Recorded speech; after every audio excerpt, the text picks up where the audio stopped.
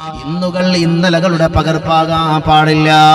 വർത്തമാനകാലം ഭൂതകാലത്തിന്റെ നിഴലാകാൻ പാടില്ല.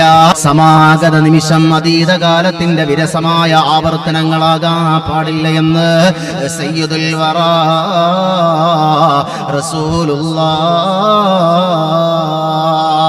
സല്ലല്ലാഹു അലൈഹി വസല്ലം തങ്ങൾ പഠിപ്പിക്കുമ്പോൾ ഒരു മുസ്ലിമിന്റെ ജീവിതത്തിൽ ആത്മീയമായ വ്യക്തിത്വ വികാസം കടന്നു വരുന്നില്ല എങ്കിൽ, നിരന്തരമായ ആത്മീയ നവീകരണം ഒരു മനുഷ്യന്റെ ജീവിതത്തിൽ കടന്നു വരുന്നില്ല എങ്കിൽ, മൻകാന യൗമുഹു മിത്ല അംസിഹി, കഴിഞ്ഞുപോയ ദിനം പോലെയാണ് ഈ ദിവസത്തെയും ഈമാനെങ്കിൽ അതിലൊരു മാറ്റവും സംഭവിച്ചിട്ടില്ല. 50 വയസ്സുള്ളപ്പോഴുള്ള അതേ ഈമാനാണ് 60ഉം 65ഉം വയസ്സെത്തുമ്പോഴും നിന്റെ ഉള്ളിലുള്ളത്. അതിലൊരു തീപ്പൊരിയുടെ അളവ് പോലും വർധനവ് വന്നിട്ടില്ല എങ്കിൽ അള്ളാന്റെ പ്രവാചകർ പറയുകയാ, ഫഹുവ മഗ്ബൂൻ,